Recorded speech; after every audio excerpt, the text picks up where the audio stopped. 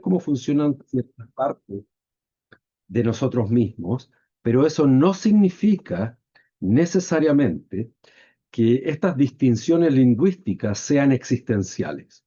¿A qué me refiero con ello? Me refiero a que yo puedo mencionar algo en el lenguaje, pero la realidad experienciable trasciende o, o va más allá de las distinciones que yo estoy haciendo en términos verbales. Y una de ellas tiene que ver con las dimensiones del ser humano. Nosotros hablamos de la mente, el cuerpo, las emociones, y si queremos ponernos un poco más transpersonales o místicos, podemos hablar del alma o de la espiritualidad. Ahora, esta distinción de estos cuatro niveles es útil cuando yo trato de utilizar mi mente para entender cómo yo funciono o cómo yo opero. Pero existencialmente hablando, esas distinciones no existen. El organismo humano es uno solo. Lo que nosotros llamamos mente, cuerpo, emociones y espíritu son básicamente el mismo fenómeno. De la misma manera que yo me puedo focalizar en mi cabeza, en mis brazos, en mi abdomen, etcétera, pero estoy hablando básicamente del mismo cuerpo. Y de hecho, estas distinciones en un nivel son falsas. Por ejemplo, si yo pienso en mi mano y hablo de mi mano, parece que la mano fuera algo que funciona independiente del brazo, del hombro, del tronco. Y en realidad las manos como tal no existen.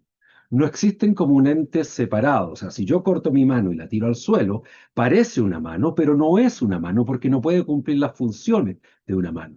La mano existe exclusivamente en conjunción con la muñeca, con el antebrazo, con el codo, con el hombro, con el músculo pectoral que mueve el brazo y todo el flujo de terminales nerviosas que permite que se muevan, que permite que los músculos generen movimiento a través de la contracción.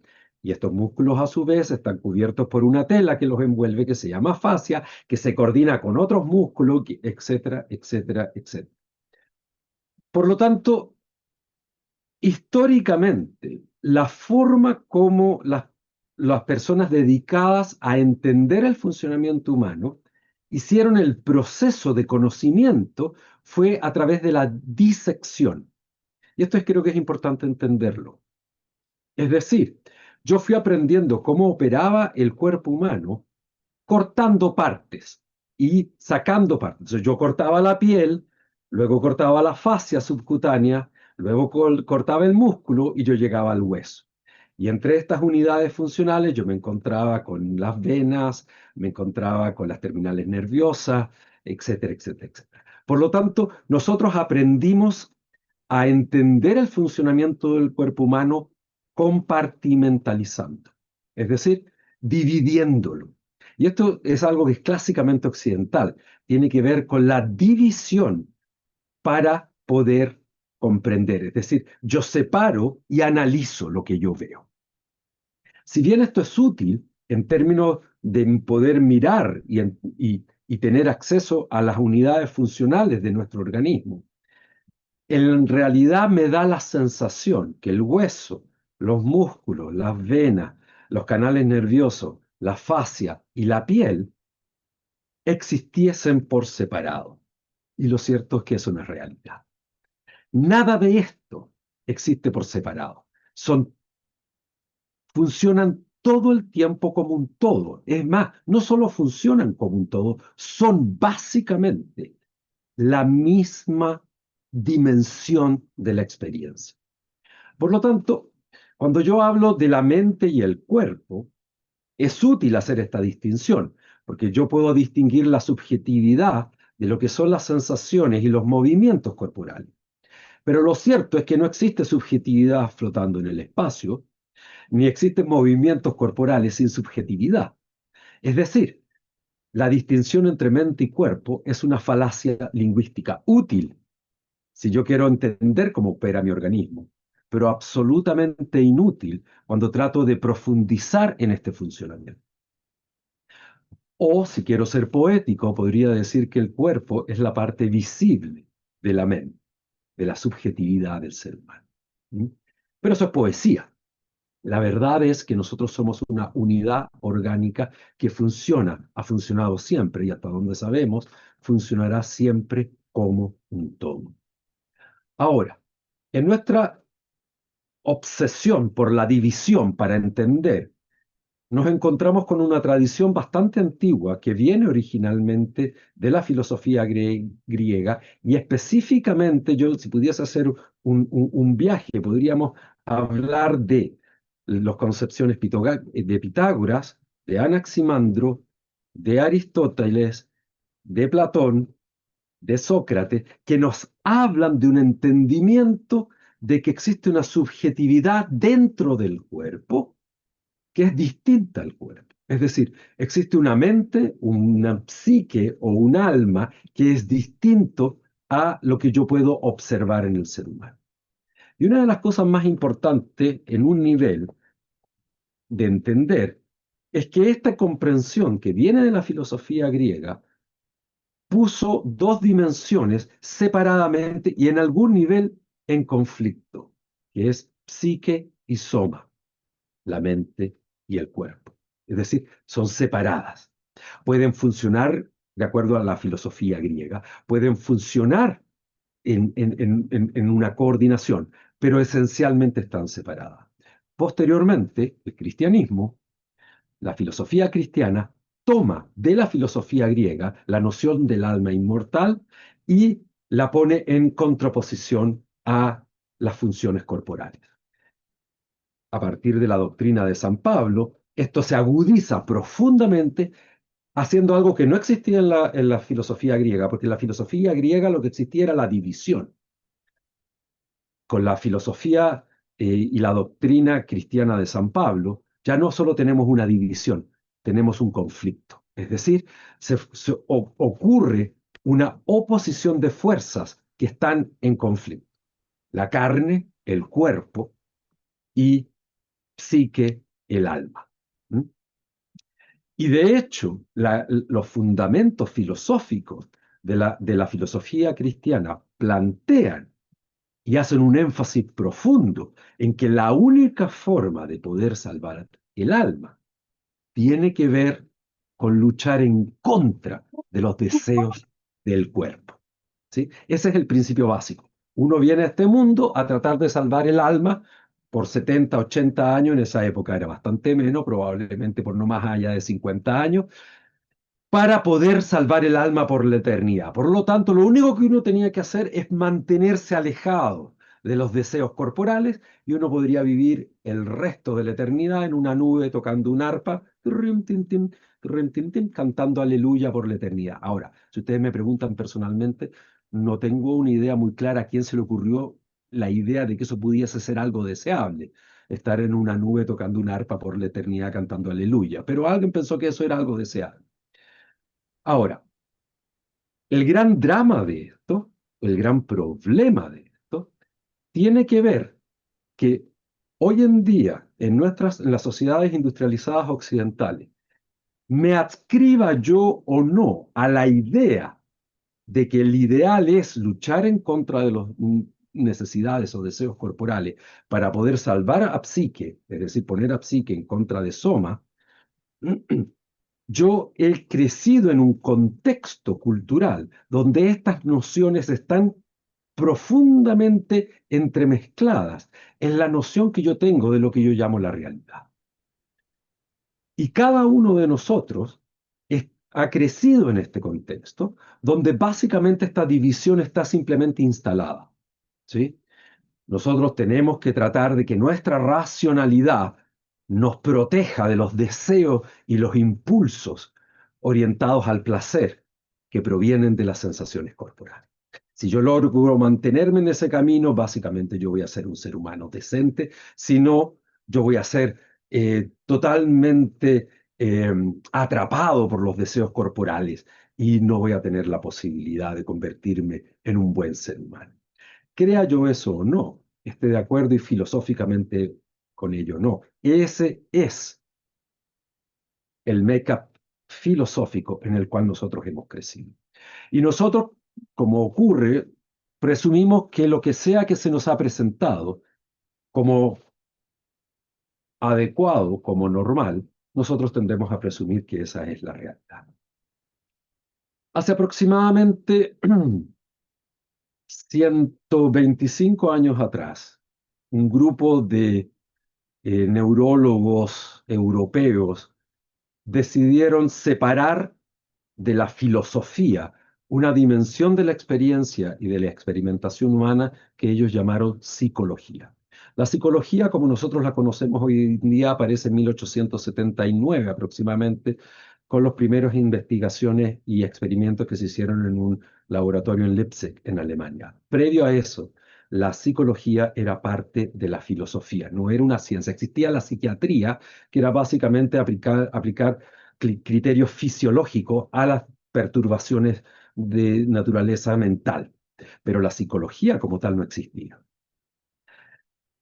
Y surge en un contexto donde esta noción de cuerpo y soma como cosas separadas e incluso en conflicto es simplemente integrada. Y aparece la noción de que yo puedo tratar de remediar las perturbaciones emocionales de los individuos si yo me focalizo en el funcionamiento de psique, es decir, en el funcionamiento de la mente humana, y trato de mantenerla alejada de las necesidades, de los impulsos, de las sensaciones de soma, es decir, del cuerpo. ¿Mm? El psicoanálisis es el comienzo de lo que nosotros llamamos hoy en día psicoterapia.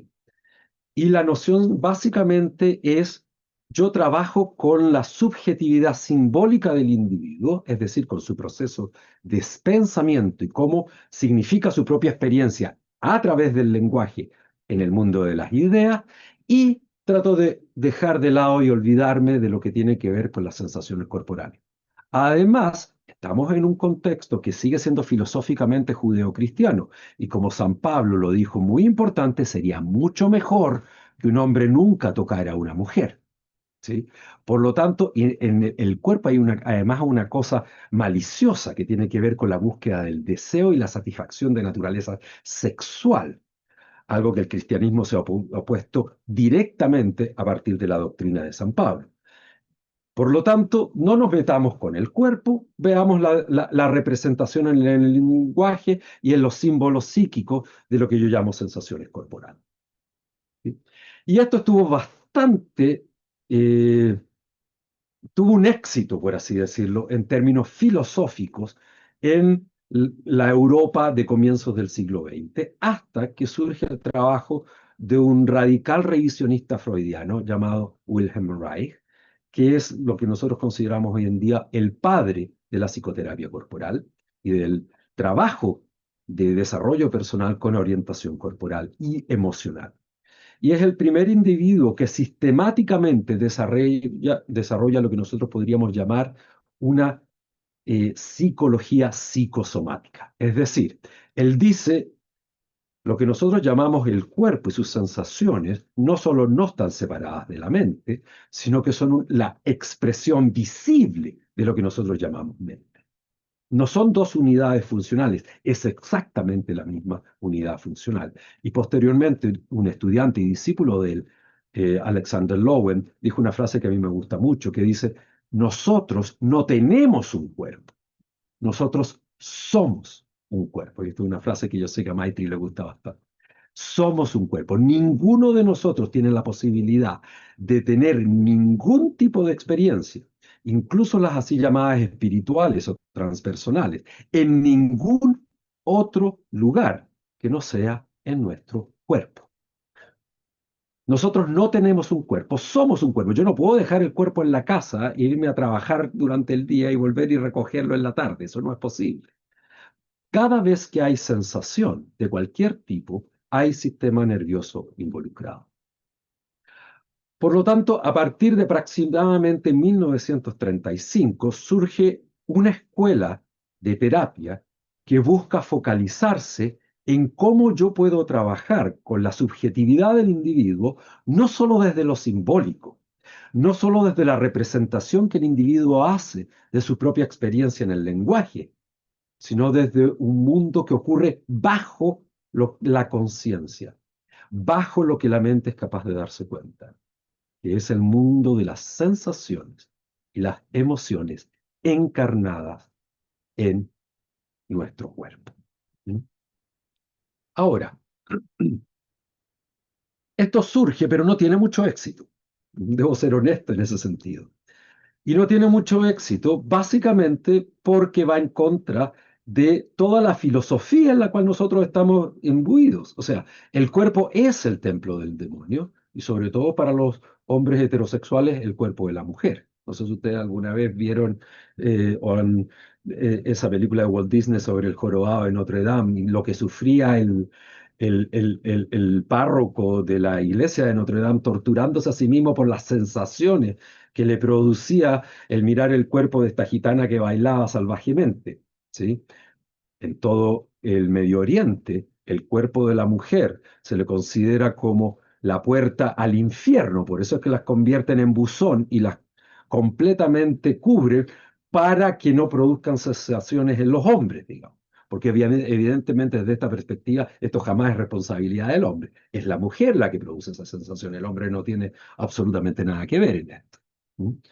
Por lo tanto, no tiene mucho éxito porque va en contra de toda la filosofía básicamente de naturaleza judeocristiana, donde incluso hoy en día, en términos de lo que podríamos llamar conocimiento popular, la gente sigue afirmando que uno tiene que controlar los impulsos corporales, porque si no terminaríamos todos o violándonos o asesinándonos entre nosotros, porque el cuerpo lo único que quiere es tener la gratificación inmediata, por lo tanto yo tengo que tenerlo cortadito. ¿Mm? Ahora, nadie preguntó cómo lo hacían el resto de los animales en este planeta, porque el resto de los animales no tienen esta división ni tienen este conflicto interno y parece que nos están destruyendo como especie entre ellos, digamos, como de hecho lo estamos haciendo nosotros con nosotros mismos.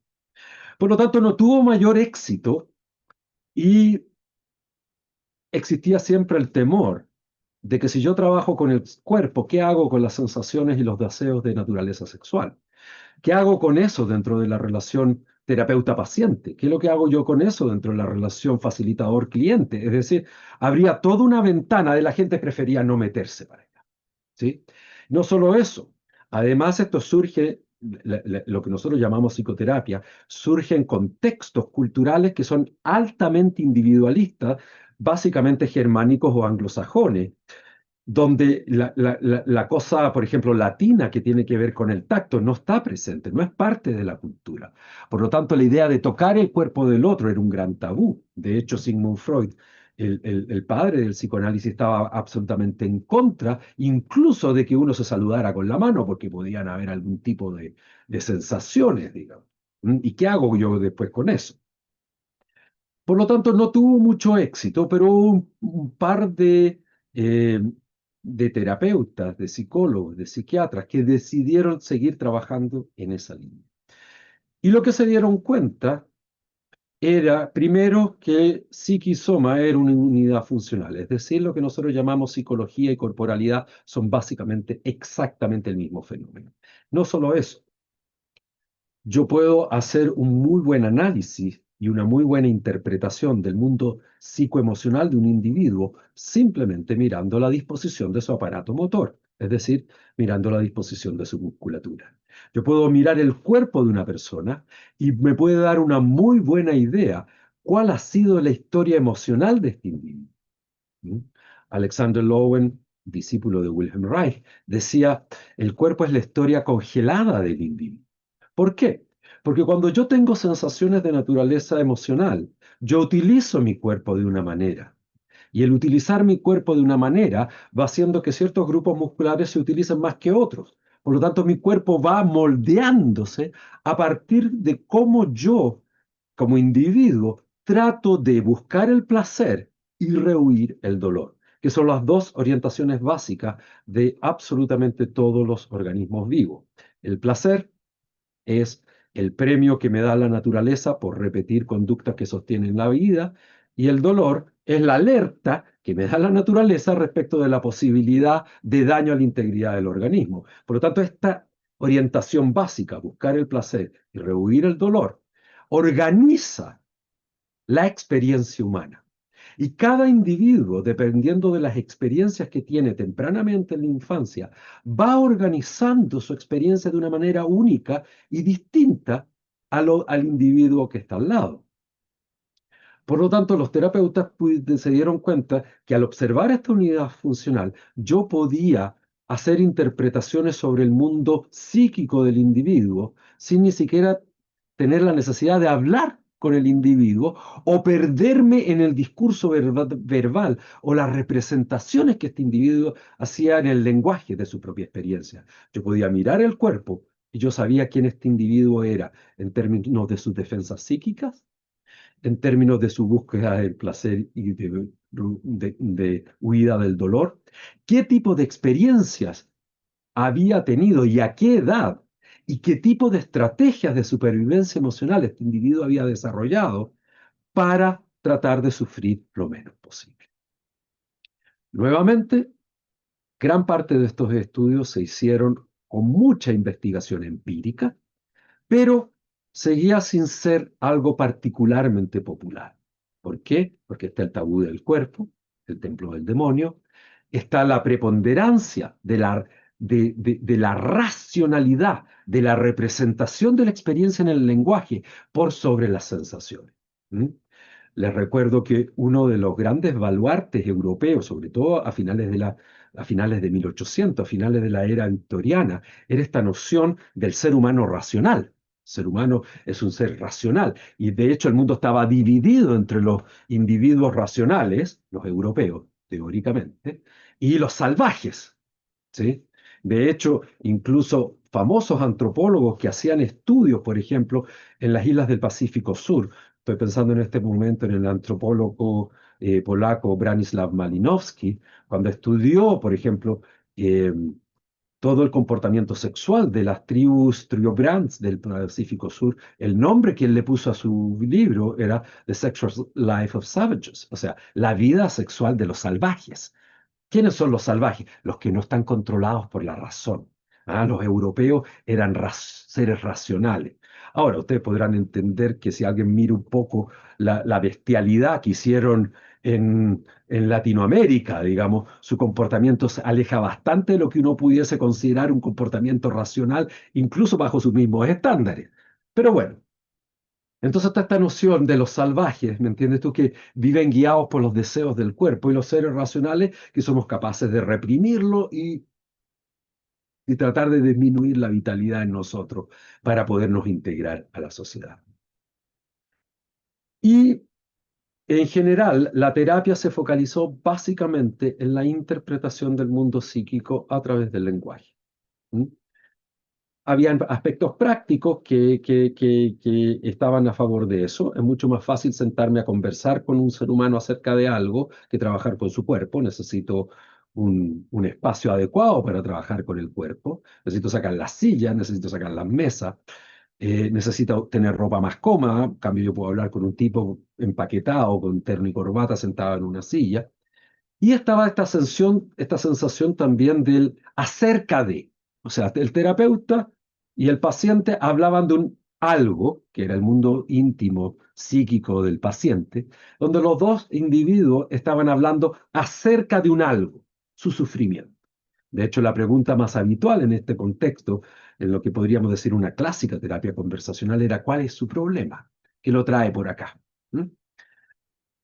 Esto empieza a cambiar intensamente a partir del año 1962, cuando surge todo el movimiento contracultural psicológico, impulsado fundamentalmente por la psicología humanista, donde de una terapia exclusivamente conversacional se pasa a una terapia experiencial, es decir, la interacción que ocurre en el contexto terapéutico genera un marco epistemológico, un marco filosófico completamente distinto.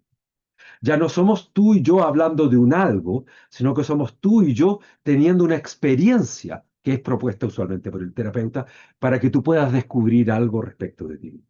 Y esto genera un cambio epistemológico brutal en el mundo de la psicología. ¿Sí? Entonces, de una terapia exclusivamente conversacional, focalizada en la representación en el lenguaje, se pasa a una terapia experiencial, donde el foco es vivir algo que me permita a mí aprender algo respecto de sí. Puedo evidentemente utilizar el lenguaje para explicarme o para entender la vivencia o la conceptualización de esta vivencia para poderla integrar, pero nunca el lenguaje reemplaza la vivencia. El lenguaje queda en función de la experiencia. Y en los últimos 50 años, la psicología humanista, y específicamente la psicología humanista transpersonal, generó un cambio en el ámbito de la psicología sin precedente, en donde la posibilidad de vivenciar algo era lo fundamental. Y de pronto, en los últimos años, el cuerpo vuelve a aparecer en gloria y majestad en el mundo psicológico. Y hoy en día está absolutamente de moda. Cualquier tipo que quiera hacer algún tipo de trabajo, que quiera asegurarse que se venda en las redes sociales, le pone el adjetivo corporal. Pero en realidad corporal no suena tan chic. Volvamos al concepto griego original, soma. ¿Cómo lo llamamos? Somático. Por lo tanto, yo quiero vender algo y lo único que tengo que hacer es poner el adjetivo somático porque volvió a estar de moda. Y qué bueno que está de moda, porque finalmente estamos prestando atención a esto. Entonces tenemos yoga somático, coaching somático, eh, Tai chi somático. Ahora, el Tai chi siempre ha sido somático. Cuando la gente habla de yoga somático es como decir ejercicio moviéndose. O sea, no hay otra posibilidad de hacer ejercicio que moviéndose, a no ser que está haciendo ejercicio de matemática. Pero suena chic, yoga somático. Ah, no es el yoga común y corriente, es yoga somático, por supuesto, es yoga somático. ¿Sí? El yoga siempre ha sido somático, siempre mover el cuerpo, digamos. ¿Mm? Y de pronto surge, junto con el adjetivo somático como algo de moda, eh, la noción del sistema nervioso. Entonces, ¿qué es lo que mueve el cuerpo? El cuerpo lo mueve el sistema nervioso.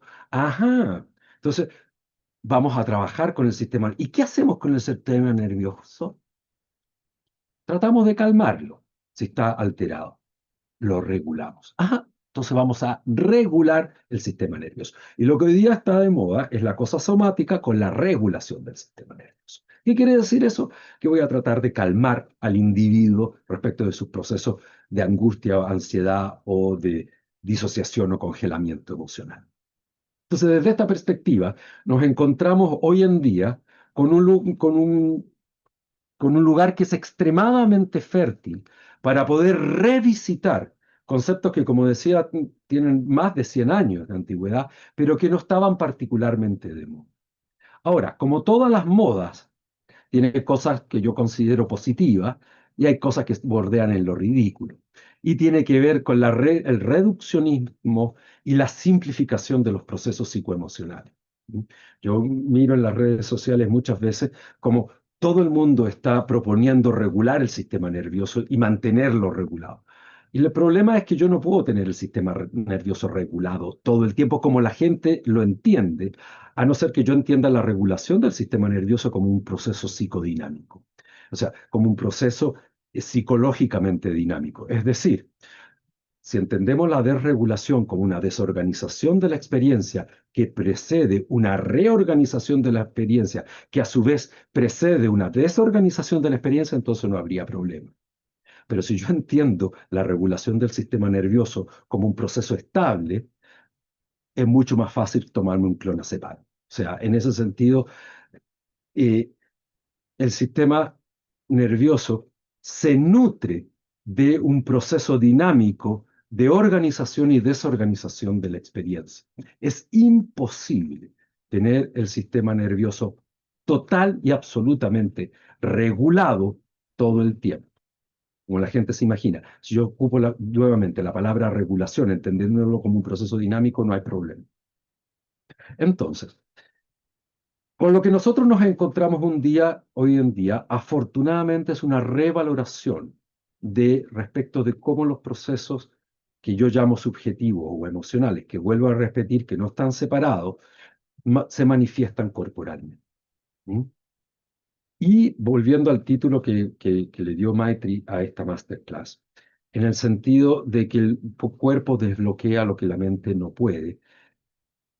Aquí hay una dimensión que es muy importante y tiene que ver con la dimensión de la sensación y el proceso de la sensación emocional a nivel somático, a nivel corporal. Y voy a hablar un poquito sobre eso. Cada uno de nosotros tiene una capacidad increíblemente maravillosa y es la capacidad de percibir lo que existe en el entorno. ¿Sí? Esta capacidad de percibir ocurre en lo que en la terapia Gestalt se llama la zona de contacto, que tiene que ver con el momento en que el organismo entra en contacto con el medio ambiente. ¿Mm? Cuando yo entro en contacto con un objeto, cuando varía la temperatura y yo soy capaz de percibir esa variación de temperatura, cuando yo soy capaz de entrar en contacto con otro ser humano o con lo que sea que me rodee. ¿Mm? Cuando yo entro en contacto con algo que existe en el medio ambiente, eso inmediatamente activa lo que nosotros podríamos llamar el sistema nervioso sensitivo. Es decir, le entrega información a mi cerebro respecto de lo que existe allá afuera. ¿Y cómo obtengo yo esa información? A partir de las sensaciones que son obtenidas por el sistema somatosensorio. ¿Cuál es el sistema somatosensorio? Es un nombre chic para hablar de los 5 sentidos, básicamente, que es el tacto, el olor, los sonidos, lo que yo veo visualmente, etcétera, etcétera. Y eso me entrega información. Esa información produce algo a nivel subjetivo que yo llamo sensación o emoción. Yo siento un algo, que generalmente están organizadas en 2 grandes niveles, que es expansión y contracción. Cuando lo que yo percibo en el entorno es percibido por mi organismo como algo amenazante, el organismo se contrae en un intento por retirarse de la zona de contacto. Cuando un organismo percibe algo en el entorno que le es positivo, que le es agradable, que le es beneficioso, el organismo se expande, es decir, se moviliza hacia esta zona de contacto con un mayor énfasis. Y esas son las 2 respuestas orgánicas básicas a la relación con el entorno. Ahora, estas sensaciones emocionales a mí me permiten saber cómo navegar el medio ambiente, es decir, cómo navegar el entorno. Si yo meto la mano en la estufa y como mi mano y me quemo mi mano, yo sé que necesito retirar la mano de la estufa e idealmente tratar de no meterla nunca más. Eso me permite a mí una información respecto de cómo navegar respecto de las estufas. Me puede parecer gracioso, pero esto es re importante, digamos. De hecho, los niños aprenden de esa manera. El papá le dice, no meta la mano ahí, él mete el dedo, ¡pum! No lo mete más. De la misma manera, cuando yo tengo una sensación que me es placentera o agradable y el organismo se expande, eso me entrega información a mí respecto de cómo navegar la relación con los objetos y los fenómenos que ocurren en el entorno. Por lo tanto, nosotros podríamos decir que las emociones son como una forma de algoritmo que me indican cómo movilizarme en el medio ambiente. Ahora, para que eso sea un proceso efectivo, yo necesito 2 grandes niveles. Uno, necesito un sistema nervioso sensible, despierto, capaz de recoger información sensitiva del entorno. Y segundo, necesito una emocionalidad despierta, sensible y abierta que me permita subjetivamente tomar decisiones respecto de este navegar.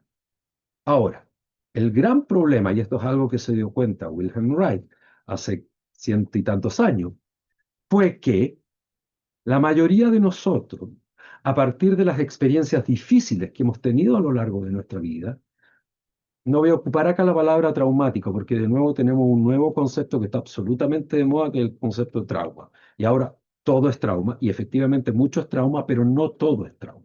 ¿Mm? Entonces voy a mencionar experiencias difíciles. Eh, las experiencias difíciles que yo viví hizo que yo entrara en ciclos de retirada del entorno que se fueron cronificando a lo largo de los años. Es decir, yo fui crónicamente alejándome de la zona de contacto para protegerme del dolor emocional subjetivo que me producía el contacto con fenómenos en el entorno que no eran beneficiosos para el funcionamiento de mi organismo. Wilhelm Reich llamó a esto acorazamiento emocional.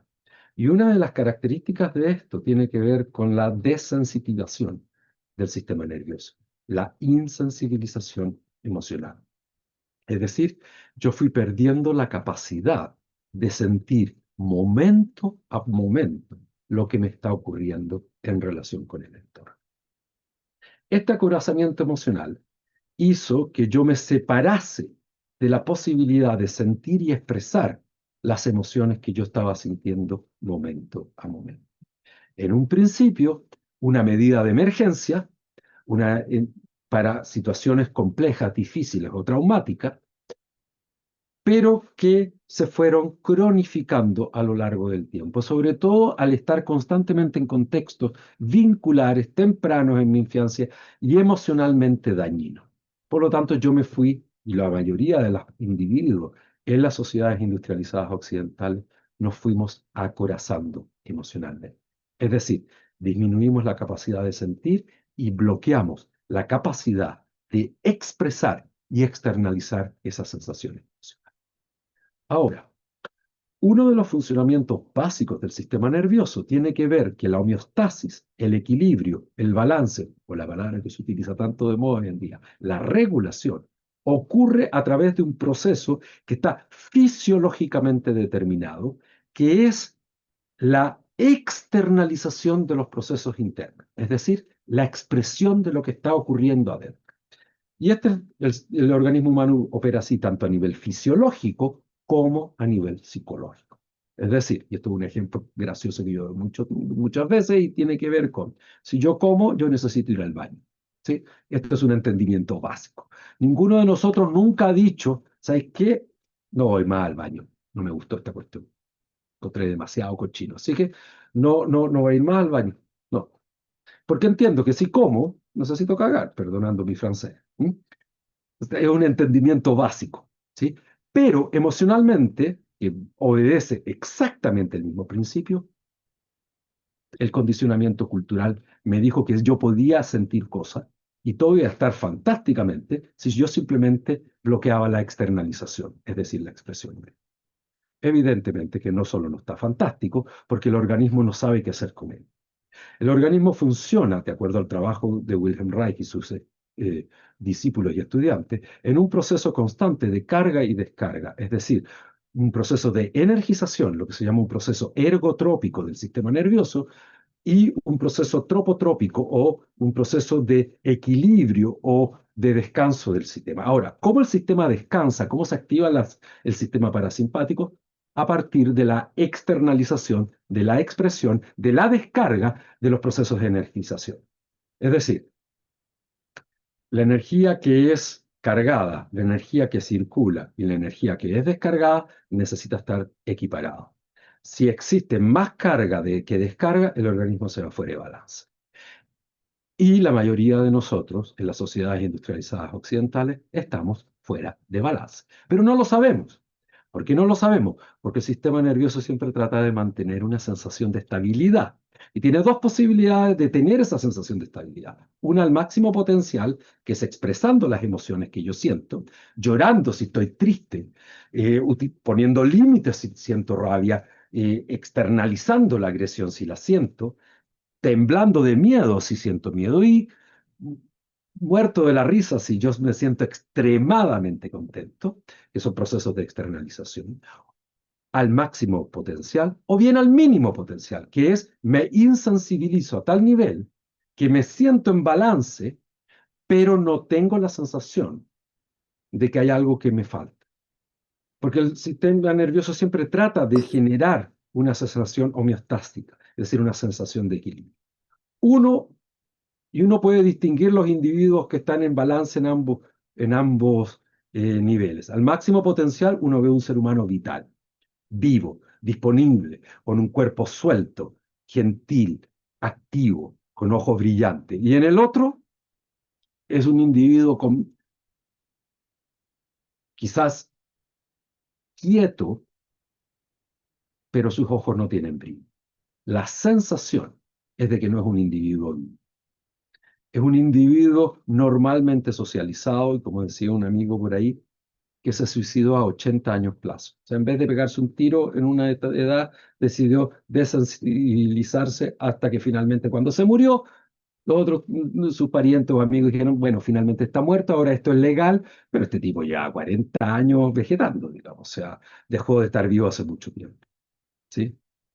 Entonces,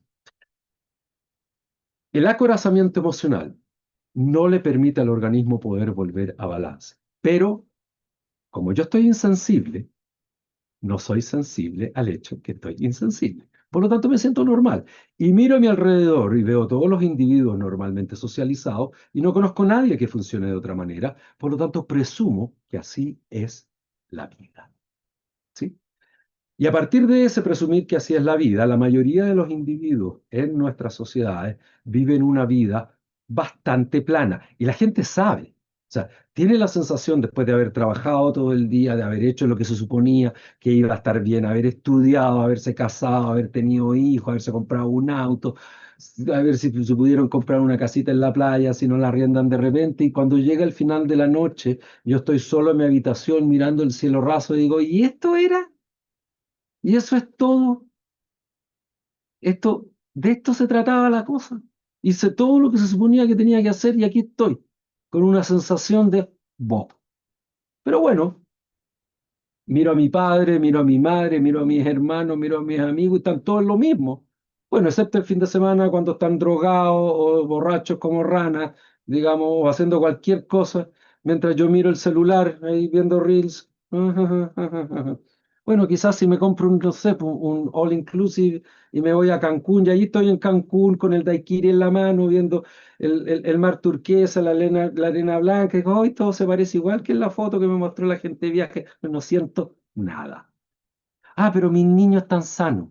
Ajá, y los casé bien. Ajá, y tienen una buena carrera, y mi casa está calientita en Santiago cuando es invierno. Ajá, mm, está bien. Y de pronto, el placer somático, es decir, el placer corporal, es esta capacidad de entrar en contacto con el entorno, desaparece y es reemplazado por el placer compensatorio psíquico. Yo estoy contento porque el universo funciona como yo esperaba, pero no lo siento. Y la mayoría de los seres humanos en nuestra cultura han reemplazado el placer somático por el placer psíquico. Estoy contento porque las cosas no están tan mal. Un día me mostraba un amigo, me decía, mira, si se estalla la Tercera Guerra Mundial, Chile no van a caer las bombas atómicas. Bien, pero mi vida sigue siendo una mierda igual, digamos, absolutamente insensible, con bajísimos niveles de placer en todo sentido. Entonces, pero estoy contento porque no van a caer acá las bombas. Eso es placer psíquico. Eso tiene que ver con la búsqueda del bienestar a partir del mundo simbólico de las ideas. Y nosotros no estamos biológicamente predeterminados para operar de esa manera. El placer es un fenómeno sensorial del sistema nervioso. Por lo tanto, a partir del acorazamiento emocional que cada uno desarrolló, perdimos la capacidad de obtener la información que las emociones me entregan respecto de cómo navegar la relación con el medio ambiente. Y como no tengo esa sensibilidad, porque estoy acorazado emocionalmente, tengo que preguntarme a la cabeza, que está llena de información y de condicionamientos culturales, respecto de qué es mejor, girar a la derecha y a la izquierda. Entonces, mira, yo creo que es mejor irnos por acá porque el pro y el con, y yo lo hago esperando encontrar una profunda sensación de bienestar, y ahí no está. Y vuelvo a mirar alrededor, he hecho todo lo que se suponía que tenía que hacer, y la cosa no funciona. Pero bueno, así es la vida, ¿no? Uno no puede estar disfrutando todo el tiempo, porque inmediatamente la mente te dice, como si la exigencia fuera que quiero disfrutar todo el tiempo. Yo lo único que quiero es disfrutar este momento, digamos, que es lo único que tengo. Todo lo demás son abstracciones lingüísticas. Por lo tanto, ¿qué es lo que hace fundamentalmente la terapia corporal emocional y específicamente el trabajo que nosotros hacemos? Es la resensibilización corporal y emocional. Es decir, despertamos el sistema nervioso, despertamos las emociones, despertamos la capacidad de expresarla para hacer algo que la mente no puede hacer. La mente no puede regular emocionalmente el organismo humano. Puede hacer un intento de regulación, como lo hacen los niños, por ejemplo, cuando no están sus padres o su mamá salió y para calmarse porque están angustiados con la ausencia, dice, mi mamá ya va a llegar mi mamá. Claro, es un intento de utilizar el proceso cognitivo para calmar el organismo, pero las posibilidades reales de calmarlo es muy bajo. ¿Qué sería más efectivo para un niño? Uno, que llegue la madre, evidentemente, y dos, poder llorar la angustia que me produce su ausencia. Si yo le doy ese espacio a ese llanto que proviene de la angustia de la ausencia, el organismo vuelve a balance. Y es mucho más eficiente que tratar de convencerme a mí mismo que algo va a pasar en el futuro que va a hacer que todo esté bien. La mayoría de las personas tratan de regularse cognitivamente, es decir, utilizar el mundo simbólico de las ideas como una forma de calmarse y volver a balance. En nuestro trabajo lo que nosotros hacemos es meternos con el cuerpo profundamente, con la forma que éste funciona, entendiendo que el cuerpo es una dimensión de nuestro psiquismo, no es algo que esté separado, y a partir de ejercicios que permiten reanudar el proceso expresivo del organismo, desmantelando, no para siempre, porque no es posible para siempre, pero al menos temporalmente, el acorazamiento emocional, de tal manera que yo pueda procesar lo que estoy sintiendo, lo que me está pasando, y mi organismo pueda volver a equilibrio y balance. Y no solo eso, en esta resensibilización, tener información del encuentro con el entorno que me permita saber en qué dirección navegar. Hay un ejemplo que es muy común, que yo lo doy muchas veces y que creo que es muy ilustrativo.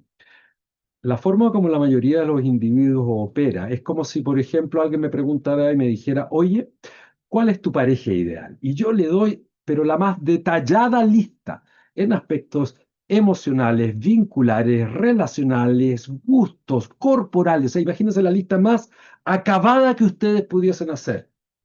Y le encargan a este individuo a que encuentre la persona. Y de pronto este individuo viene y te dice, la encontré. Calzan todos. Yo sé que no es cierto, pero a modo de ejemplo. Calza absolutamente en todas tus expectativas. Hemos encontrado a la persona aquí. Aquí está tu pareja ideal. Y tú la ves y dices, hay un pequeño problema. ¿Cuál? ¿Hay algún punto que no calce? No calza en todo. Entonces, ¿cuál es el problema? El problema es que no me gusta. El mundo de las sensaciones emocionales es un mundo absolutamente distinto de la representación simbólica cognitiva. Es decir, este organismo puede volver a balance y producir una integración de sus propias experiencias psicoemocionales sin que yo necesariamente necesite utilizar mi cognición para ello. Eso no significa que sea anticognición. Yo puedo utilizar mi cognición para entender lo que me pasa, pero el cambio fundamental ocurre a nivel subcortical, es decir, a nivel inconsciente. ¿Por qué? Porque ahí es donde yo en realidad vivo. Ese es el rollo. ¿Ah? Lo que originalmente Freud y los primeros psicoanalistas llamaban el inconsciente, básicamente se expresa en el cuerpo. Desde nuestra perspectiva, el inconsciente es la corporalidad, es la historia congelada del individuo, es la representación fisiológica de todas sus estrategias de supervivencia emocional que hicieron que utilizara su cuerpo de una cierta manera. Por lo tanto, cuando hablamos de que el cuerpo desbloquea lo que la mente no puede, yo puedo tener acceso a partir de la terapia corporal emocional a niveles de experiencia que trascienden por creces lo que yo puedo acceder en términos de la representación simbólica en el lenguaje. Y el trabajo que nosotros hacemos, en último sentido, está fundamentalmente orientado a una rebiologización de la experiencia humana, arrebatándoles de las manos del condicionamiento cultural represivo este organismo y dándole la posibilidad de que pueda volver a equilibrio y balance, no calmándose con buenas ideas, no diciendo, bueno, todo pasa por algo, Con este clásico ansiolítico de la espiritualidad alternativa. Todo pasa por algo. Entre paréntesis, yo no estoy diciendo que yo sepa que todo no pasa por algo. La verdad es que no tengo acceso a ese nivel de realidad. No tengo idea, quizás las cosas pasan por algo. Pero lo que sí estoy absoluta y totalmente seguro es que nosotros utilizamos esta frase como un ansiolítico. Yo nunca he visto a alguien en placer, amor y agrado decir todo pasa por algo. No, decimos eso cuando estamos en dolor. Utilizamos esa frase de la misma manera que el niño dice la mamá ya va a llegar. Utilizamos la cognición para tratar de calmar. Y lo que nosotros ofrecemos es la posibilidad de una calma que no depende de las ideas, que tiene que ver con la regulación del organismo y la regulación del sistema nervioso. Bien, ya llevo hablando casi una hora, no los voy a dar más lata. Preguntas. Si quieren hacer alguna pregunta, pueden prender su micrófono y me hablan.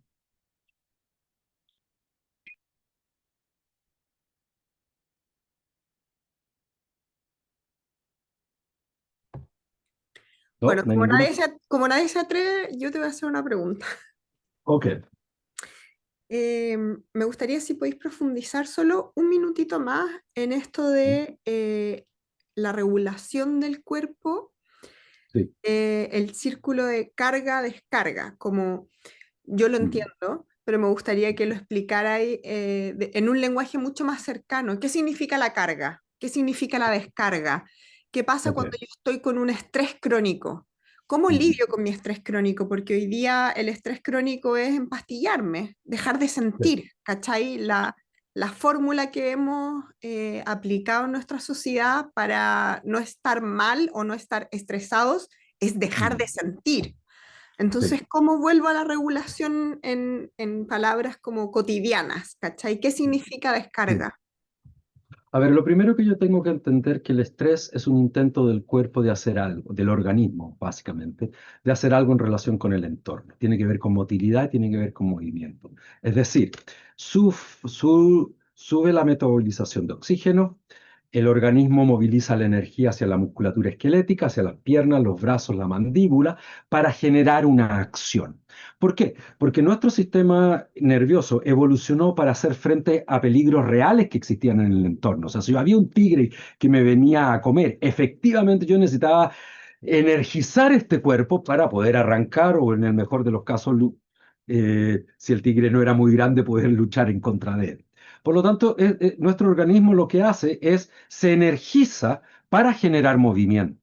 Pero el problema es que nosotros culturalmente eliminamos la gran mayoría de los tigres o las amenazas reales y hoy en día gran parte del sufrimiento y la preocupación humana es anticipación catastrófica, es imaginación. 90% del sufrimiento y del estrés no es algo que el individuo tiene en este instante al frente con lo que necesita lidiar. Gran parte del estrés tiene que ver con la imaginación de algo que podría ocurrir. Por lo tanto, el organismo se energiza y ahí queda. Energizado, yo estoy tirado en mi cama imaginándome tragedia. El cuerpo se prepara para generar movimiento y si yo generara ese movimiento, el organismo volvería a balance, el sistema nervioso volvería a balance. El mismo movimiento generaría un proceso de descarga. Es decir, la energía acumulada se realizaría en el movimiento. Pero como esto es imaginario, el organismo va quedando crónicamente cargado. Es decir, los músculos se contraen para hacer un movimiento en peligro, todo mi aparato motor se prepara para luchar y arrancar, pero yo estoy tirado en mi cama imaginándome algo que necesito hacer el lunes. Por lo tanto, ¿qué hago yo con esa tensión muscular? Nada. Entonces, el cuerpo queda tenso, mi cerebro mira el cuerpo y dice, eh, seguimos en peligro porque está tenso. Eso quiere decir que no se ha producido el movimiento que le permite volver a la calma. Si no se ha producido el movimiento, quiere decir que todavía seguimos en peligro. Por lo tanto, sigamos tirando hormonas de estrés al sistema. Entonces, si yo genero un movimiento, el organismo vuelve a balance, porque le llega la señal al cerebro que el peligro pasó y que no es necesario seguir activando todo el sistema de hormonas de estrés. Por lo tanto, cuando hablamos de de la descarga, hablamos de movimiento expresivo. Cualquier tipo de movimiento expresivo asociado a una sensación emocional en particular le permite al organismo volver a equilibrio, le permite volver a regularse, le permite volver a la calma. Yo no puedo hacer esto cognitivamente. Necesito hacer algo con mi cuerpo. Y necesito hacer algo con mi cuerpo. No estoy hablando de irme a trotar. Estoy hablando que necesito hacer algo con mi cuerpo relacionado con la sensación emocional que produjo la contracción de ciertos grupos musculares específicos. Si yo tengo rabia, por ejemplo, y trato de respirar profundo, eso es como si yo tengo ganas de ir al baño y respiro profundo. Claro, me va a dar un ratito más para que yo llegue al baño, digamos. Pero no me va a solucionar el problema. Necesito ir al baño. Si yo tengo rabia, lo que mi cuerpo está pidiendo es utilizar la parte superior de la musculatura esquelética para intervenir el entorno. Ahora, no estoy con esto sugiriendo que yo parta a pelear a un bar o que empiece a golpear a las personas, pero yo puedo tomar un objeto inanimado y reproducir el tipo de movimiento que la rabia me exige para que yo pueda volver a balance. Si yo golpeo un cojín, si yo grito profundamente, esta carga energética del impulso de agresión es realizado a partir de ese movimiento y la musculatura se relaja. Y al relajarse, mi cerebro recibe el mensaje de que el peligro pasó. ¿Se entiende, Maitri? Entonces, este proceso básicamente no puede resolverse simbólicamente, necesita resolverse corporalmente. No tiene que ver con entender de dónde viene la rabia. Puede servir para que la próxima vez quizá le meta menos ficha a mi resentimiento, pero no es un problema de entendimiento, es un problema de qué hago yo con mi cuerpo. Cuando yo tengo miedo, mi cuerpo cierra su pelvis y contrae los músculos profundos de la pelvis. Los músculos aductores que cierran las piernas se contraen, el psoas se contrae, porque está tratando de proteger los órganos sexuales y también está activándose para traer el muslo para proteger el abdomen, porque no tenemos jaula ósea en el abdomen. Y la máxima postura de autoprotección es traer las piernas para cubrir el abdomen, porque se siente en peligro. Pero evidentemente yo estoy imaginándome catástrofe. Por lo tanto, hay una inhibición del movimiento. Si yo me permito temblar de miedo, trayendo los muslos hacia acá y abrazándolo, el movimiento que eso genera realiza la acción. Por lo tanto, la carga muscular que se produce previamente es realizada en la motilidad, en el movimiento. Y eso hace que le llegue la señal al cerebro nuevamente que el peligro pasó y esto se relaja. Ahora, esto es en el mundo ideal. Lo que nosotros hacemos es generar el ejercicio que le permitan al organismo volver a balance. Por lo tanto, lo que hacemos es abrir un espacio que yo no sé qué es lo que el organismo va a hacer, porque no lo estoy yo decidiendo intelectual o cognitivamente. Yo simplemente abro el espacio a partir de ejercicios específicos con respiración y ciertos movimientos, y luego dejo que el organismo haga la pega, sin interferir. Dejo que mi mente sea un testigo del proceso y después me puedo explicar a mí mismo, bueno, estoy procesando mi dolor infantil asociado a mi falta de apego en la primera infancia, estoy procesando el bullying de mis compañeros de curso, estoy sacándole la cresta a mi jefe que me tiene hasta acá, etc. Yo puedo utilizar la cognición para explicarme lo que me está ocurriendo, pero no reemplaza la experiencia. La experiencia corporal es lo que permite la regulación. Y eso puede ocurrir incluso si yo no me cuento una idea a mí o no explico nada. Y eso yo lo veo mucho en nuestros cursos y en nuestros talleres, donde la gente dice, no sé, me conecté con una pena que no sé con qué tiene que ver y parece ser eterna y la lloré y ahora me siento tranquilo. Desde una perspectiva de la psicología tradicional dirían, ajá, eso es abreacción. Necesitamos entender cuál es el contenido psicológico específico con el que nos estamos conectando para que esto cumpla una función. Eso no es entender cómo funciona el sistema nervioso. El que se calma con eso es la mente. Yo puedo integrar cognitivamente la experiencia porque me la explico a mí mismo de mejor manera y eso se integra al autoconcepto que yo tengo. Pero el proceso corporal es subcortical, es bajo la conciencia. Eso. No sé si hay alguna otra pregunta o comentario. ¿Alguna duda? ¿No? Bien, para no Hola, alargarnos yo tengo mucho una más, pregunta. Ahí entonces. van a te van a preguntar. ¿Sí? Sí, yo tengo una duda respecto a que, bueno, yo fui ¿Puedes a decir? una sesión de... ¿Ah? ¿Se me escuchan Perdón. bien? Sí. ¿Quién está hablando? Pues Ah, veo ya. los nombres. Pero, ¿cuál es tu nombre? Mabel, Perdón. Mabel. Hola, Mabel. Me llamo Mabel. Hola, Sí, Mabel. hola. Mi duda tiene que ver con que ya, ok, a lo largo de nuestra vida guardamos distintas emociones corporalmente y bueno, Sí. está esta instancia de Somatics que permite hacer una descarga. Sé que no hay Sí. una respuesta estándar, pero me pasa que es como con todo lo que llevamos en el pasado y en el presente, como Sí. finalmente uno debería hacer estas descargas semanalmente. Porque, Basta con hacer, no sé, unas sesiones de un tiempo, como que me pasa un poco eso, como a ver, porque al déjame final uno contarte. siempre va teniendo...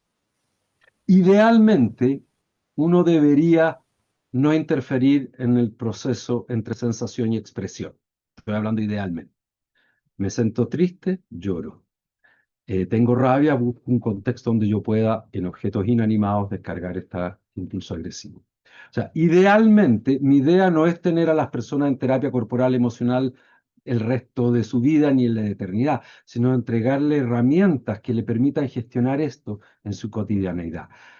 Y el ideal, por así decirlo, es que eventualmente yo dejo de interferir con mi organismo. Claro, yo necesito hacer algo una vez por semana porque estoy absolutamente interferido y sigo inconscientemente haciéndome el leso o interfiriendo con los procesos expresivos. Personalmente, en el comienzo de mi trabajo conmigo mismo, claro, yo hacía sesiones de trabajo corporal emocional una vez por semana. Lo hice por aproximadamente 6 años, ¿sí? Hasta que desmantelé la tendencia de mi organismo a interferir conmigo mismo. Ahora, eso no quiere decir que si yo siento tristeza, puta, me voy a poner a llorar en cualquier parte. No, yo puedo seleccionar, pero desmantelé la tendencia de este organismo a automáticamente interferir con la expresión. Yo hoy día la puedo gestionar. Claro, si estoy en un lugar donde no es adecuado ponerme a gritar y golpear cojines, llego a mi casa y busco el contexto para poder hacerlo. Pero no está presente en mí esta tendencia a interferir. Ahora, te cuento, esta en mi experiencia, fue una vez por semana por 6 años. Ahora quizás tú, Mabel, eres mucho más inteligente y tienes más habilidades que yo, y de repente no es algo que requieras hacer todo el tiempo. Ahora, yo recomendaría por lo menos una vez por semana por un periodo que sea más allá que un par de meses. De tal manera, porque lo más importante es la gestión de la propia emocionalidad.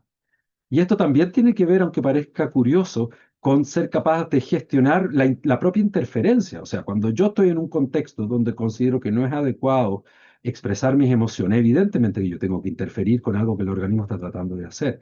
Pero eso yo lo gestiono de tal manera donde, claro, en este momento interfiero, pero luego me movilizo hacia otro momento o busco otro momento donde yo pueda expresar. O sea, recuerdo rupturas amorosas en Europa, donde yo estaba en el baño de los trenes llorando, digamos, porque me quedaban muchas horas para llegar hasta donde pudiese estar tranquilo y solo. Entonces, y tiene que ver también con aprender esta gestión, que tiene que ver bien, el trabajo también tiene que ver con contener, aprender a contener una emoción sin que esta quede crónicamente reprimida. Porque el problema es eso. Como yo la alejo de mi conciencia, yo creo que se me pasó la pena y que no existe, y esta me sigue afectando y sigue manejando mi comportamiento y mis sensaciones y mis lecciones desde un lugar donde no lo veo. Eso, Mabel. No sé si respondí tu pregunta. Sí, muchas gracias. Y la otra duda que tengo es, Sí.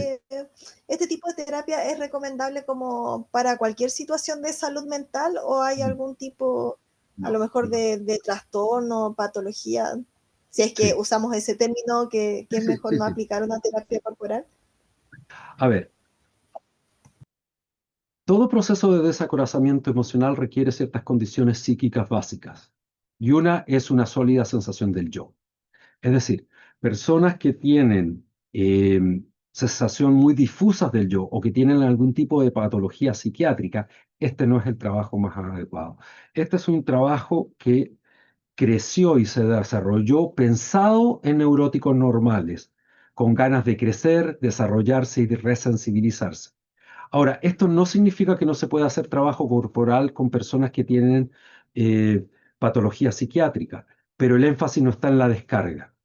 El énfasis está en la integración y el proceso de la sensación sentida, que es otro tipo de trabajo corporal, no es exactamente lo que nosotros hacemos. Es, No sé si queda tiempo para una pregunta. sí, sí, ¿Sí? tenemos tiempo para preguntas. ¿Quién Bueno, habla? primero muchas Cata, gracias. ¿no? Sí, Sí, Cata, muy interesante, me ha encantado. qué bueno. Y lo que quería preguntar es si es que hay desde esta, como, eh, desde lo que nos comentas, como si es que hay alguna estrategia que se puede ocupar, porque yo entiendo, o sea, me imagino varias como maneras de descargar. Sí, Pero lo que me gustaría saber es si es que hay estrategias para como cargarse de lo bueno. No sé cómo explicarlo, pero como que uno sea más sensible a las cosas placenteras, que no tenga sí, solamente que ver con con sí, cómo manejo lo negativo. sí. Entiendo tu pregunta, no sé si te va a gustar mucho mi respuesta, pero eh, primero, lo que yo llamo bueno o negativo son conceptos de la mente. Orgánicamente esas distinciones no existen. No existen las emociones negativas ni existen las emociones positivas. Todas las emociones cumplen una función en el organismo. Hay algunas que son más agradables y hay otras que son un poco más desagradables de experimentar. O sea, la ternura es más agradable que los celos, por ejemplo. Lo que nosotros hacemos es hacer una distinción entre emociones constrictivas y emociones expansivas. Utilizamos estas palabras porque bueno, malo, positivo o negativo tiene una connotación moral, como algo que sería deseable frente a algo que sería indeseable.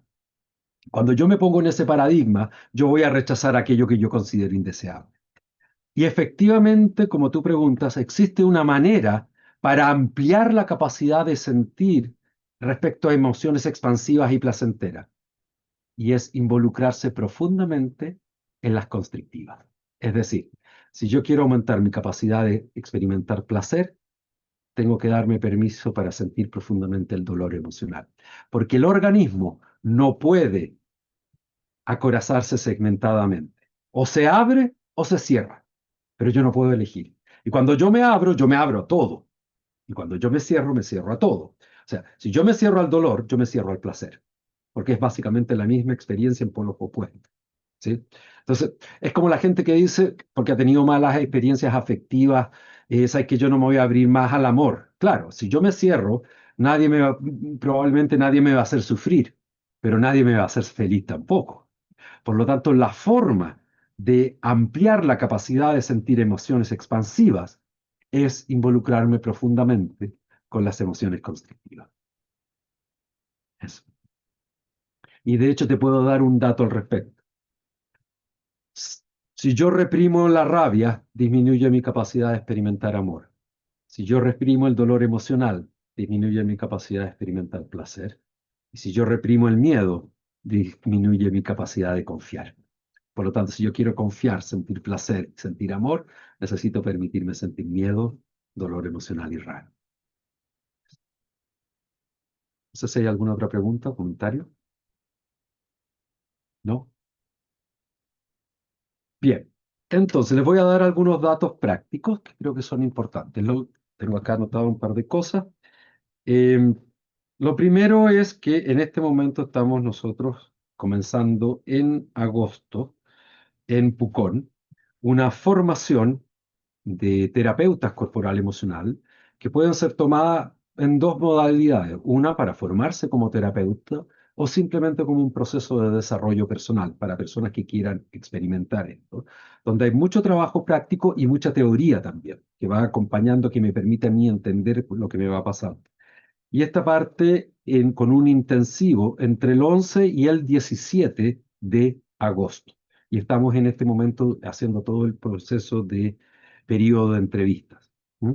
Simultáneamente con eso, tenemos abiertas talleres o pequeñas sesiones de 3, 4, 5 horas que le permiten a las personas poder tener un gustillo, algo así como la muestra gratis del supermercado, aunque no es gratis, pero como la muestra del supermercado, para poder ver un poco este tipo de trabajo si no lo conozco, ¿sí?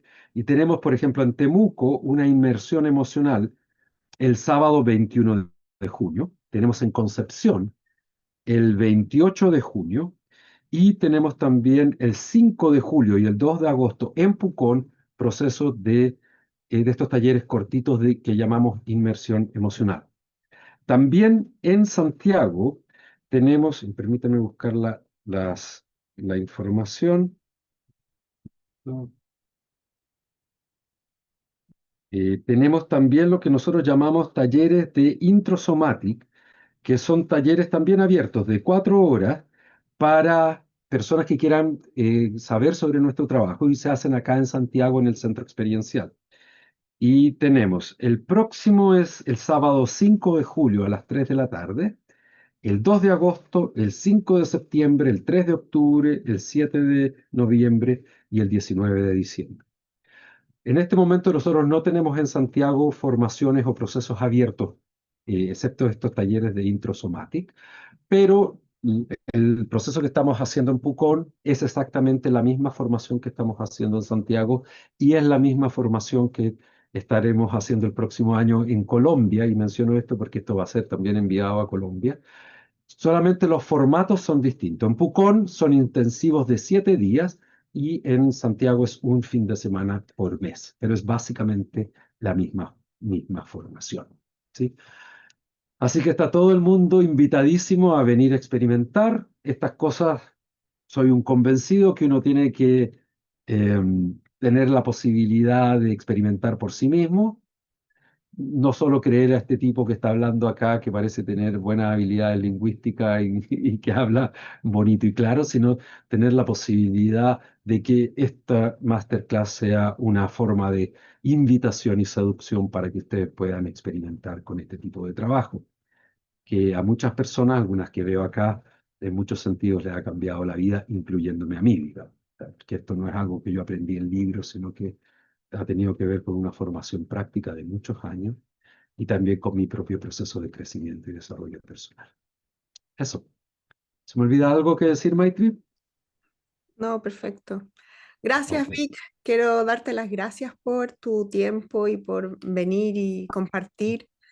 Sé que estuviste en sesiones hasta 15 minutos antes de entrar, así que de verdad valoro un montón tu generosidad de compartir tu experiencia y tu conocimiento con todos nosotros. Así que en nombre de todos los que estamos escuchándote acá hoy día, yo creo que gracias. Alguien preguntaba por ahí, déjame ver, hay unas preguntas, Maitri. Estoy mirando acá, déjame ver. ¿Dónde podemos consultar más información Hola, sobre las formaciones, específicamente en tengo una Temuco y consulta. Colombia? ¿Sí? Sí, ¿dónde se puede consultar más Ok. de información de la formación y todo aquello? Yo estoy en Villarrica, entonces me interesa Pucón. Ah, Mait- súper. Tengo el micrófono abierto, sí, me estás escuchando, ¿verdad? Voy a dejar mi teléfono, Ariela, en el chat ahora mismo para que te dé tiempo de copiarlo. ¿Vale? Entonces, y me puedes contactar y te cuento cómo es el proceso de admisión y todo eso, ¿ok? Y bueno, tenemos páginas en Instagram que pueden visitar, se llama Somatic Emotional Processing, es donde está toda la información sobre los cursos de formación. Y también existe una página en Instagram que se llama Talleres Introsomatic, para la gente que pueda estar interesada en Santiago con ello. Y eso, alguien preguntaba por Colombia. Eh, Pueden mandar nuevamente a hacer las mismas preguntas en la página de Instagram o del Facebook, pues también tenemos un Facebook de Somatic Emotional Processing. Y tenemos una página web que es www.somatic.cl y ahí está toda la información. ¿Y la página web de ustedes, Maitri? somaticsur.cl y el Instagram es @somaticsur. Ahí también están todos nuestros datos de contacto, que es lo mismo solamente que es en el sur. Como voy a hacer la aclaración para la gente que está fuera de Santiago, es el mismo Bicran que viene a dar la formación con su equipo acá a Pucón en este caso, ¿vale? Mm. Eso. Eso, si quedó mi teléfono ahí y todos los links de contacto, entonces yo creo que podemos despedirnos. Buenas noches a todos, muchas gracias por su tiempo, por venir, por sus preguntas, gracias al Vic y espero que nos encontremos en una próxima masterclass. Así es. Eso, así que esto va a ser enviado a todo el mundo, ¿cierto, Maitri? A los A que las se personas que se inscribieron, inscribieron. sí, sí. Bueno, listo, Eso. muchas gracias y Chao, muchas gracias. compartir esto con ustedes. Gracias, Adiós. gracias. Chao, Chao, chao. chao. Chao. Gracias. Chao, gracias. Chao.